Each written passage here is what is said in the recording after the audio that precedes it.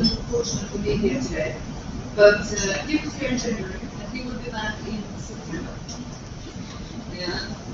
In my last year, the President of the Republic of Indonesia is here, and a letter of intent was signed between the two governments. And the letter of intent, the context of that we heard a lot about today, so I don't go any further with that. Yeah. But it's not only the government from Indonesia and from Germany that are working with collaboration with Indonesia, but also from university. And we have great interest in deepening our relationship with Indonesia, with the Indonesian government, organizations, the companies, and the people in Indonesia. As some of you know, Per Eriksson, who was the Vice Chancellor of one of the largest universities in Sweden, he was the first Director General of Vinnova. Vinnova is a Swedish governmental agency for innovation systems, organized directly under the Ministry of Enterprise, Energy and Communication. He was there before coming to Lund, and his period is soon going to be over, and then he's free rider. Perhaps he could do a miracle even for this collaboration. Who knows? He's most willing to contribute with whatever he can to send the message to all.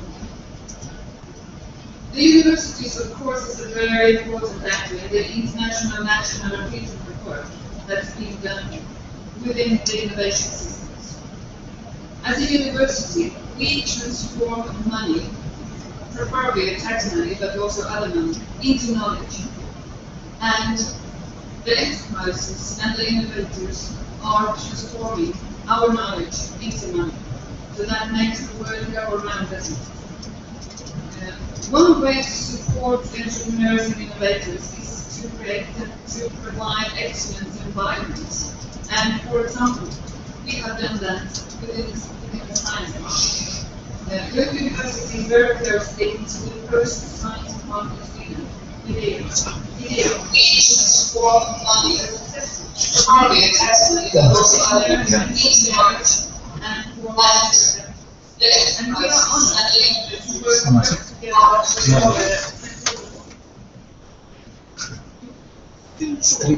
more about the proposed advanced program for development of the innovation national system in Indonesia. But you are the father, the grandfather for IDEO, the first science park in Sweden. Besides the innovation part, we also have a lot of research going on for the university. And one part is the Center for Innovation and Research,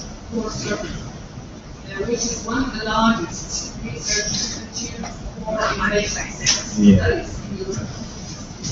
Research at Circle aims to understand how innovation can tackle society. And Circle is today represented by Dr. Margaret. And you will share with us some lessons learned about how innovation system can and innovation can contribute to economic growth and development.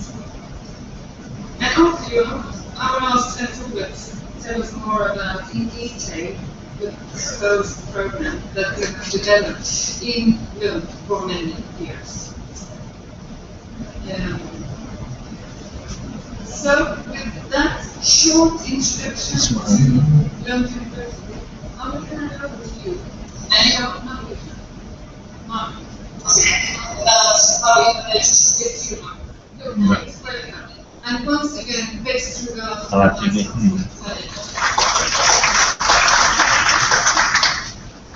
Good afternoon, Assalamu alaikum. Thank you very much. It's an honor to talk about innovation systems today.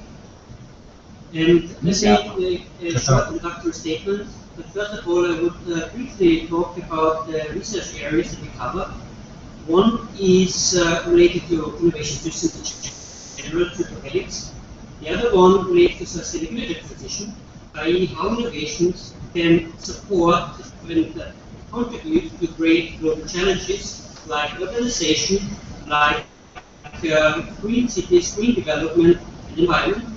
One research area covers globalization innovation, which deals with how emerging economies engage in global innovation networks.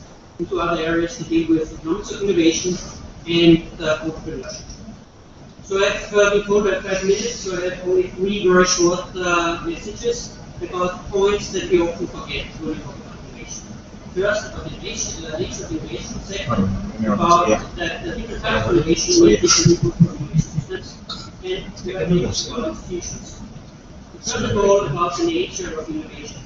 Today is a great day for life sciences, with the inauguration of i3L. And life science is part of the human high technology sector. In high technology sectors, they contribute a lot to innovation. They are source for radical pathway innovations. However, we should not forget that innovations also occur in all other sectors of society: agriculture, manufacturing, services.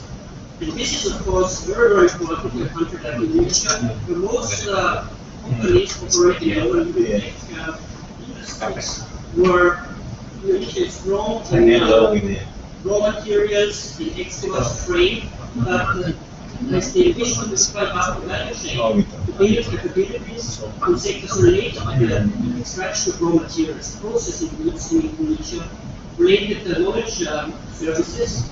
Also in Indonesia, the service industry is expanding rapidly, and also the innovation personnel and service industry. So, for instance, Indonesia is strong in tourism. Tourism provides many jobs. Tourism is a source for foreign currency, and to create innovation, more value-added in this sector is enormous problems. There are different types of innovation that support the economy.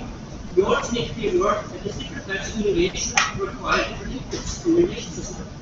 We were talking about life science in the morning, which is very important. It is science-driven, it needs research, it needs strong universities, it needs competitiveness in global networks. However, with other industries, engineering-driven industries, they need other inputs.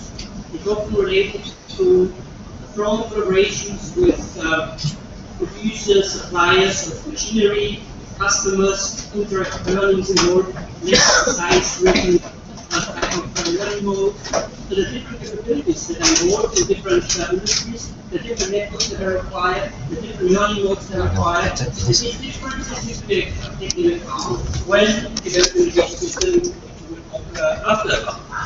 And so, being aware, not copy-pasting experience, best practice examples, but being sensitive and aware of where the strengths in the country, how can I contribute to growth, generating jobs and income.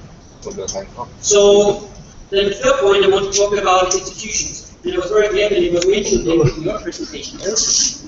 And the institution is something we often forget, because we see infrastructure, we see roads, we see airports, we see also investments in human capital. But often we forget the more soft institutions, culture, and also the regulatory environment.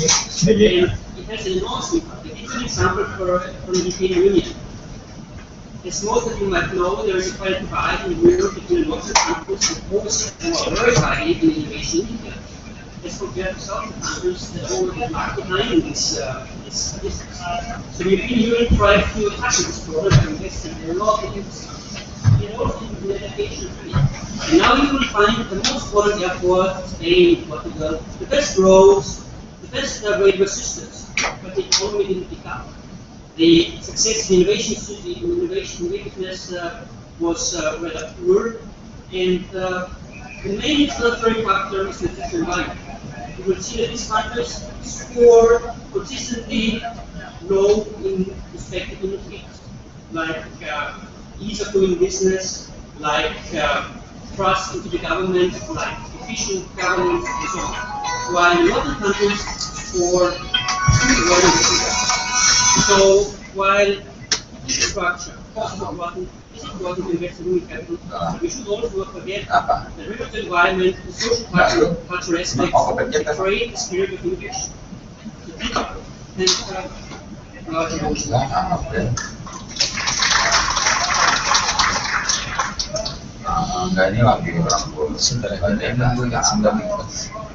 Friends of innovation. high-level plan for this journey of innovation between Sweden as mentioned here, I was invited to that conference in 2011, and from that on I have been here several times discussing with your ministries here. I have visited universities, institutes, whatever, in order to come up with an idea of the Swedish experience, which is now, in a modern sense, about 30 years old. And I have been on board for about 30 years. As mentioned here, we started the first science park in connection with Lund University, and I'm also an educated chemist from this university here. So as a chemist, you can end up anywhere in the world doing a lot of things. There was a recession in the Swedish economy in the 70s, and there was a need for a new generation of industries based on science, education, and the first spot to start this operation was in the neighborhood of Lund University. It's in fact what we call a coffee break distance between the science park and the Institute of Technology, which is a part of our university. I was running this operation from scratch in farmland, and nowadays it's really part of the city. And so far, the accumulated number of companies established is about 800. And amazingly, 70% of the companies originate from the university. And quite many of them are now on the global market. They are on the stock market. And altogether, they are employing about 25,000 people during this period. So it has been a fascinating story. And nowadays, Sweden has about 40 science parks in connection with all universities. So we came up together with RISTEC here, and the staff at RISTEC, trying to organize a closer collaboration between Indonesia and Sweden to fulfill the MOUs signed by your president and our prime minister. Because MOU is, as you know, only a piece of paper, and I'm supposed to be the handyman to make things happen, and that's my trade. So we have justified to your minister handed over a proposal, a formal proposal, which we will discuss tomorrow at RISTEC for more than 15 minutes, probably no hours. How this collaboration can start, and the timing is exactly right, since the government here is now planning for the next 5-year period of your innovation policy. And the proposal consists of a lot of activities asked for by RISTEC, and which is essential for a professional innovation system. It all starts with the human capital, with the people, and it also starts, of course, with the policy and the politicians. So we're the first object here to start working with is kind of capacity building, which means to make things more effective. And this is kind of courses given by the university and also by Swedish ministries. So our proposal consists of training courses for ministry people, for university people, and for everybody involved in the future innovation process. The second thing is the students here. We are also trying to provide master degree entrepreneurial education in